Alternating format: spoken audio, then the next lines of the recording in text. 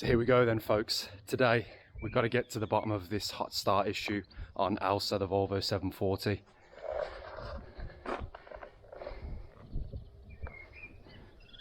Rear end comparison. Yeah, I think the Volvo definitely takes it, doesn't it? Anyway, enough of staring at rear ends. So we're inside the garage today. Not the garage I'd like to be in. We're in the little garage. Yeah, kind of dark, kind of dingy. It's going to be a little bit like going back to the roots of Involvo'd in a dark, cramped garage full of spiders.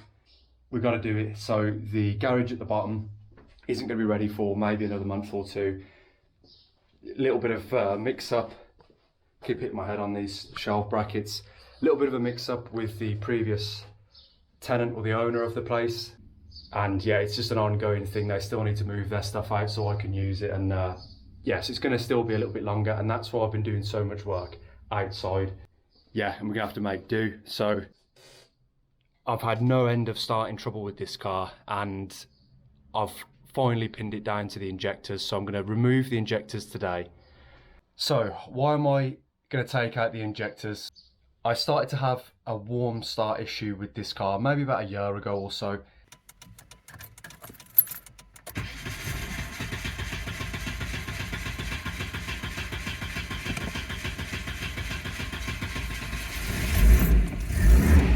Cold it was fine, hot it was fine, but when warm, so i.e. when it's been sat for more than sort of 15 minutes after it was running, up to about sort of 2 hours when it's properly cooled down, just that warm period when it starts to cool down, not hot, not cold, starting issues, cranking, it just wouldn't go.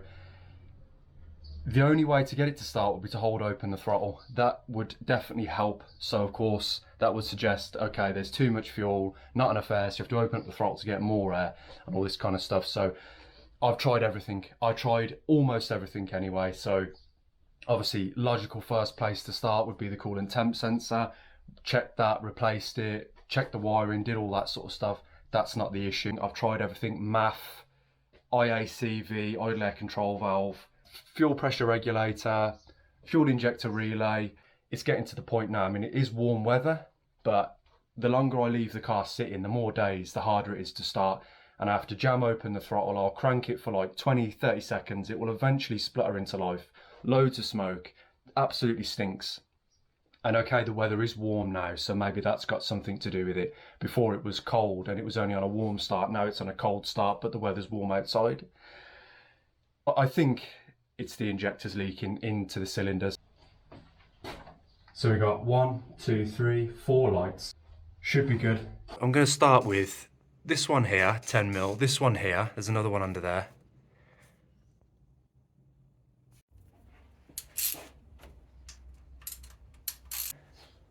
Okay, so there's that one there as well.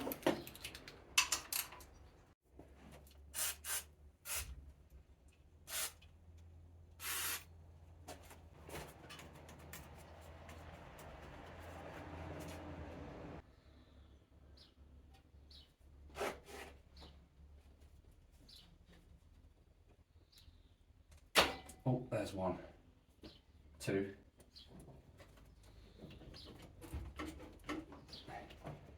Come on. Ah, fuck that hurt. Oh. Yeah, I've just sandwiched it between something. Oh well, no breakages.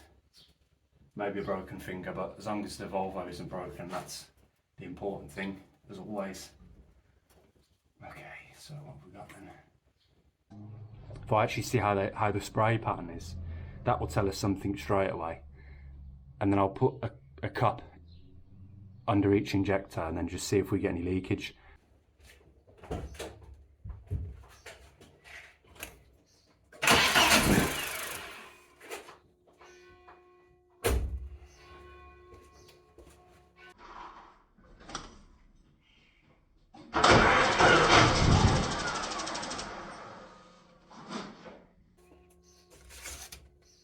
They look good, don't they?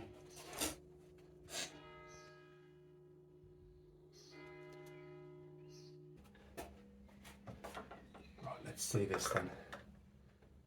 So, we don't need the bungee anymore.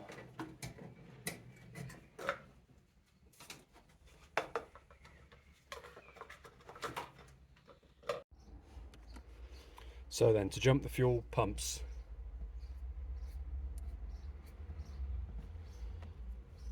remove fuses 1 and 11. So it's the top left and the top right. Put a wire in the terminal closest to you on fuse 1. And then on terminal 11, the terminal furthest away from you does one pump and the terminal closest to you does the other. I can't remember which. We'll find out now. So that's the main one under the car. Can you hear it? And the other one in the tank.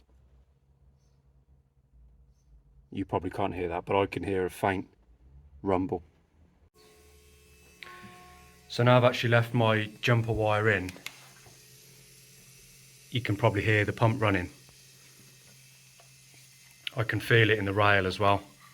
I can feel the fuel passing through the rail under pressure. But so far, nothing is coming out of the injectors. Now it can only be a slight leak anyway, otherwise I'd have bigger problems, but at the moment it's bone dry. If this isn't a problem, then what is?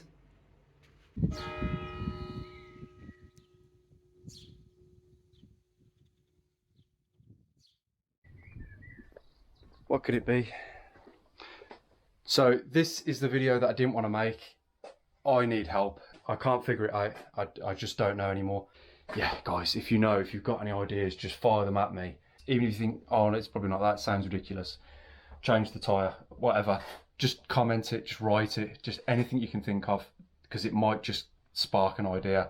Because yeah, this has been going on for way too long, and I don't even want to. I've stopped using the car as well now because it's so rich on startup and it takes so long to start, and there's so much raw fuel coming out of the exhaust pipe. I don't want to wash the cylinders and cause too much cold startup wear, so I've just stopped using it. So yeah, Volvo people, I'm appealing to you for help.